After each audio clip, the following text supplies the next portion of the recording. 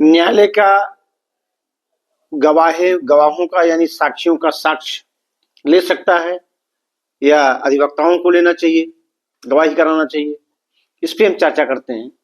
और उनका एक क्या क्रम होना चाहिए, इस पे भी हम चर्चा करते हैं। ये भारतीय साक्ष्य अधिनियम की धारा 138 1872 में प्रावधान है। नई धारा 143 भारतीय साक्ष्य अधिनियम 2023 में इसका प्रावधान है। उसमें परीक्षाओं का क्रम है कि जब कोई भी मुकदमा अदालत में दाखिल किया जाता है, तो उसको साक्ष्यों द्वारा, सबूतों द्वारा उसको प्रमाणित किया जाता है कि यह बात ऐसी है। तो उस विषय पर वादी और प्रतिवादी द्वारा साक्ष्य दिए जाते हैं। पहले वादी का साक्ष्य होता है, उसके बाद प्रतिवादी का साक्ष्य होता है।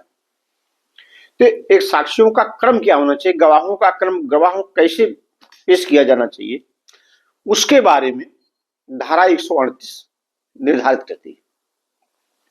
सर्वप्रथम जब जिसने मुकदमा दाखिल किया सिविल वाद में, वादी जो है उसकी तरफ से गवाह पेश किए जाएंगे। सामान्यतः वादी पेश होता है पहले, क्योंकि उसने अपने कथन का संपूर्ण उसको जानकारी है और अपने कथनों का उसको समर्थित करता है, अपने कथनों का समर्थन करता है। तो अधिवक्ता जो है, असल में न्यायालय का यह कर्तव्य नहीं है कि वह गवाहों की गवाही ले, गवाहों से क्रॉस एग्जामिनेशन करे, गवाहों से जिरह करे, गवाहों से गवाहों की मुख्य परीक्षा करे। यह जो है न्यायालय का काम नहीं, यह अदालत के समक्ष जो है वकीलों अधिवक्ताओं का काम है, वादी प्रतिवादी का काम कि अपनी गवाही, अपना सबूत वहां रिकॉर्ड करावे, दर्ज करावे। सामान्यतः अदालत जो है, न्यायालय जो है, गवाहों से न तो चीफ पूछ सकती है और न तो कोई क्रॉस एग्जामिनेशन उनका, न तो उनसे जिरा कर सकती है, जब तक कि कोई ऐसी बात ना आ गई हो। क्योंकि हालांकि परिपाटी ही है, लेकिन ये अधिवक्ताओं के हाथ में ही रहता है किसकी गवाही करानी, किसकी नहीं करानी है। कोई बात मान लीजिए चीफ में छोड़ गई है,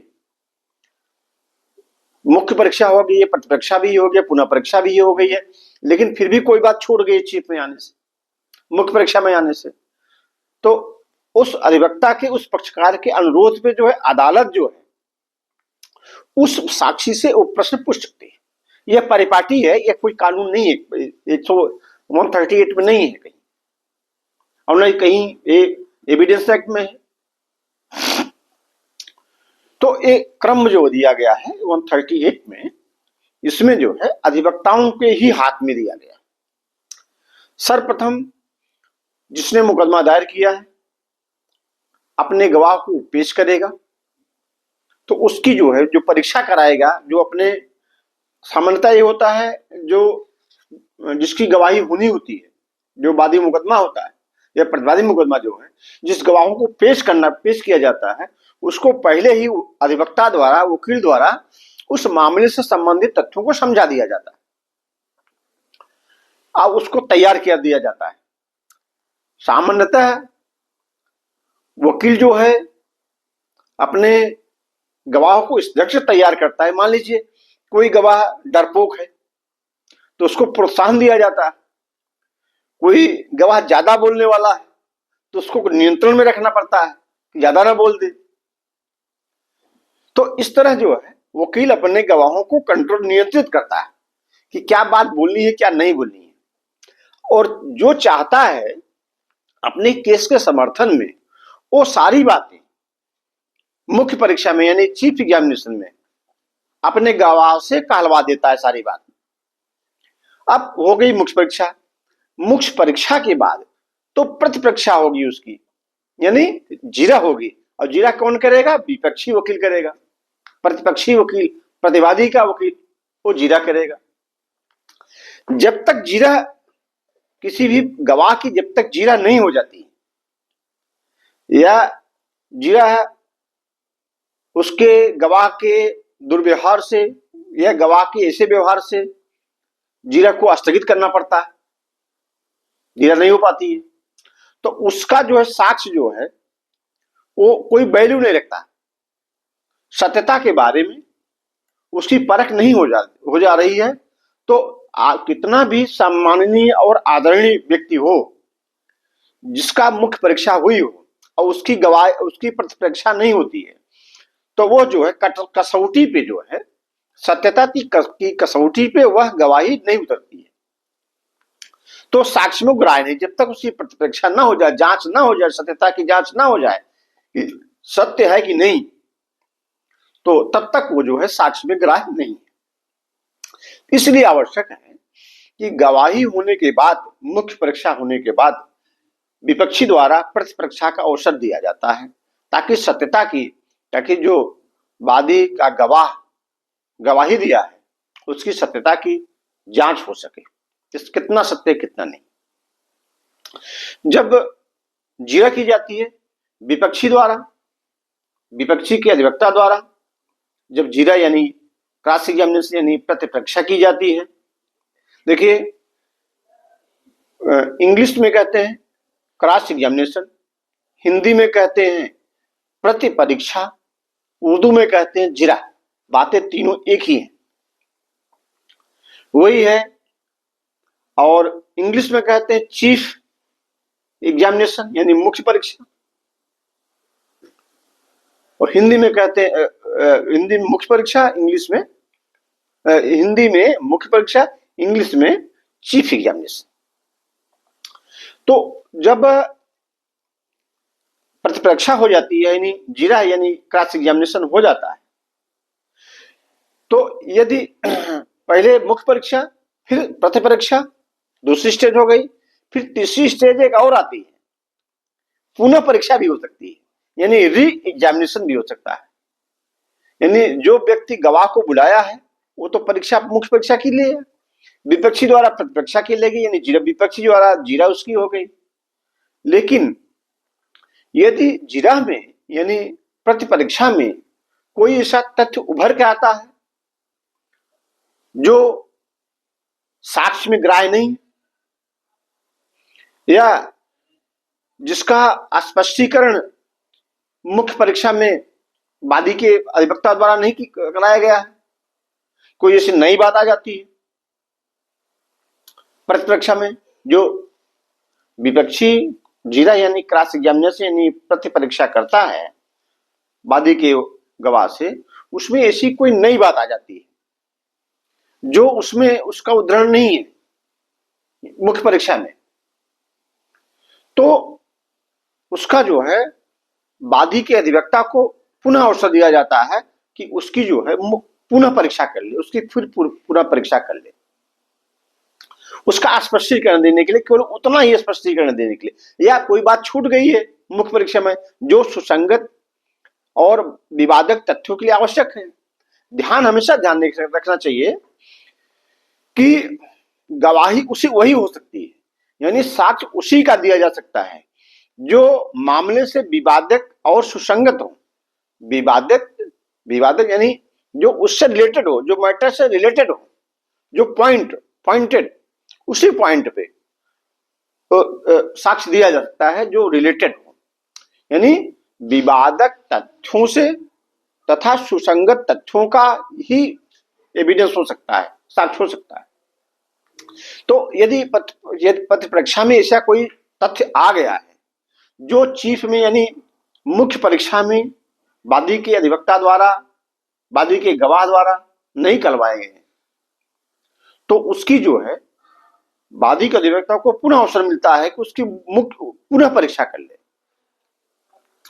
वह उसका स्पष्टीकरण दे दे जो जीरा में नई बात आ गई है। यदि मान लीजिए कोई बात ऐसी फिर आ जाती है कि जो उससे डिफेक्ट हो जाता है, तो उसके कहने की अनुमति नहीं, पुनः परीक्षा में वो नहीं आ सकता है। कि लेकिन पुनः परीक्षा के बाद प्रतिवादी को फिर क्रॉस एग्जामिनेशन का अवसर नहीं मिलता जब तक कोई बात नहीं है ना आ गई हो। फिर समझ लीजिए इसको बात। देखिए, पहले जो वादी गवाह जो है, वादी का गवाह आता है तो उसकी मुख्य परीक्षा कराई जाती है, यानी अपने जो मुकदमा दाखिल किया गया है उससे उसको समर्थित कराया जाता है, उसका समर्थन कराया जाता है उससे।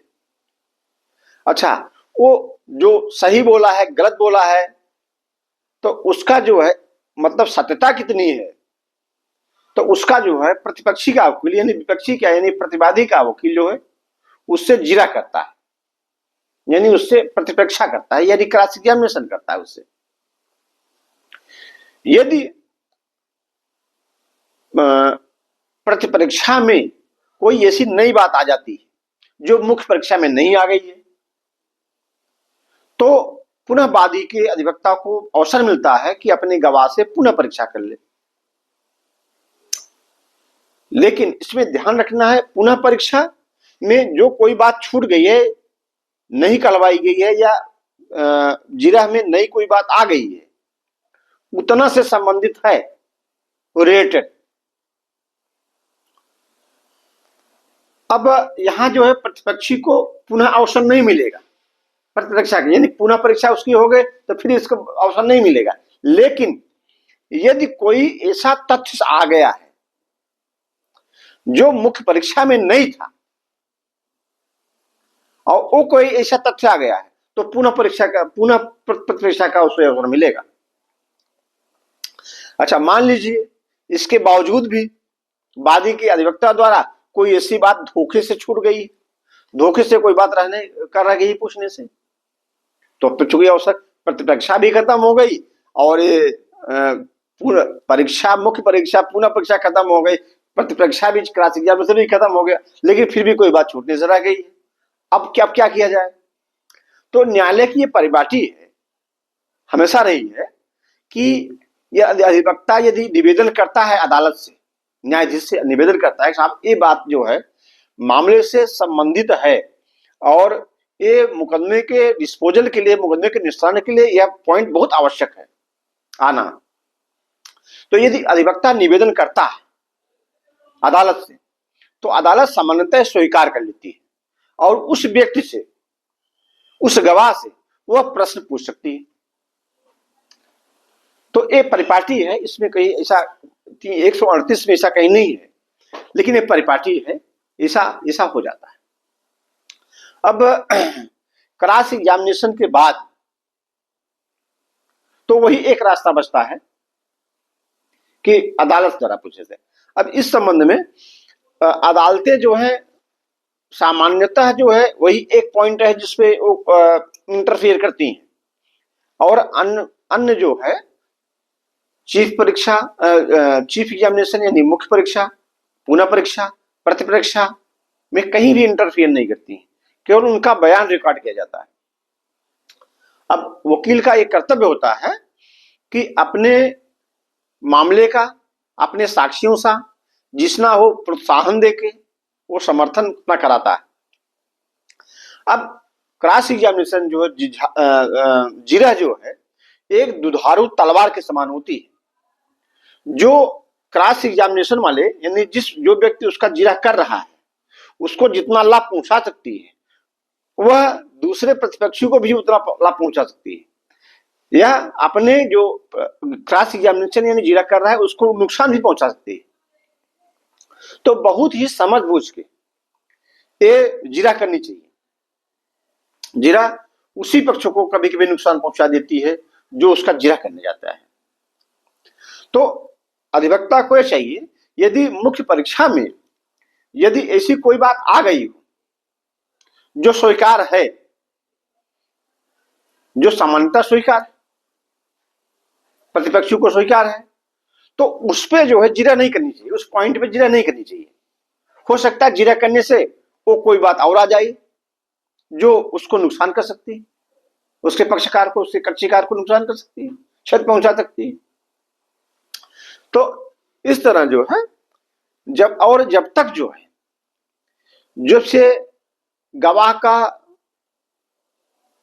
चीफ हुआ है, गवाह की मुख्य परीक्षा हुई है, और उसको ये मान लिया जाए कि उसको यदि प्रतिपक्षी तभी उससे करे कि जब उसको तोड़ा जा सकता है, उस गवाह को किसी पॉइंट पे, किसी बिंदु पर तोड़ा जा सकता है, तो उसको उतनी ही गवाही करनी चाहिए अथवा नहीं करनी चाहिए, क्योंकि नहीं तो अपने ही पक्ष को हानि पहुंचती है। क्योंकि क्रॉस एग्जामिनेशन करने से वो बात सत्य हो जाती है। फिर जब क्रॉस एग्जामिनेशन नहीं करेंगे आप, तो जो है वह तथ्य उतना ग्राह्य नहीं है। अब यदि क्रॉस एग्जामिनेशन हो जाता था और उसको मजबूती मिल जाती है। तो इस प्रकार क्रॉस एग्जामिनेशन यानी जीरा जो है बहुत ही सावधानी पूर्वक करनी चाहिए, ताकि जब तक आप ये ना समझो कि आप उसको तोड़ पाएंगे। जो तोड़ पाइए उसको, उसके खंडित कर पाइए उसके वचनों को, उसके गवाही जो दिया है उसको खंडित कर दीजिए, तभी उस पे जो है उस पॉइंट पे आप जीरा कीजिए, अन्यथा नहीं करना चाहिए जीरा, उससे उसको छोड़ देना चाहिए। नहीं तो उसके पॉइंट को, वादी के गवाह को वो बल मिल जाता है, उसकी बात और मजबूत हो जाती है, उसकी सत्यता में एक मोहर लग जाती है, उसकी बात सत्य है, क्योंकि जीरा हो चुकी है। और सामान्यतः ये होता है, लोग सोचते हैं एक फॉर्मेलिटी अदा करने के लिए कि भाई जीरा गवाह आया है तो 2 पॉइंट जीरा, दो चार बातें पूछ लेनी चाहिए, जीरा को वैसे ही गवाह को नहीं छोड़ देना चाहिए। तो इसमें पूछ लेते हैं। अच्छा, वो पूछने से गवाह जो है, जो गवाही दिया है, और मजबूती उसको मिल जाती है। आप न पूछो, न गवाही करो, उसको वैसे छोड़ दो, जीरा क्लोज्ड आपकी हो जाए, तो भी जो है उसका पक्ष वो मजबूत नहीं होता, कमजोर रहता है, क्योंकि साक्ष्य में ग्राह्य नहीं है, जीरा नहीं की गई। लेकिन जीरा करने को पॉइंट और मजबूत हो जाता है। तो इसलिए 2-4 बातें नहीं पूछनी चाहिए जब तक आप तैयारी न कर लो कि अच्छा, जीरा करने के पूर्व जो है अपने पक्ष की तैयारी कर लेनी चाहिए कि क्या बात पूछनी है और क्या बात नहीं पूछनी है। सब ध्यान ये देना चाहिए कि सबसे पहले क्या बात नहीं पूछनी है। क्या बात पूछनी है तो कम वो करता है, लेकिन क्या बात नहीं पूछनी है इस पर ज्यादा ध्यान देना चाहिए कि वो जो है नहीं तो नुकसान कर जाती है। तो इसमें जो है एक, क्योंकि अब जीरा जो है दुधारू तलवार होती है, इस पे एक केस था कि उसको शुरू में वकालत हमारी थी, तो हमने एक 379 के केस में, 379 के चोरी के केस में, वो मामला ये था कि एक महिला रिक्शे से जा रही थी और अभियुक्त जो है, मुलजिम जो है, उसका चेन जो है, गले से चेन खींच के लेके भाग गया और महिला उससे उतरी रिक्शे से, चिल्लाई, दौड़ तो कुछ लोग दौड़े भी, और लेकिन अब चोर, जो जिसने अभियुक्त ने जो चेन छीनी थी वो भागा।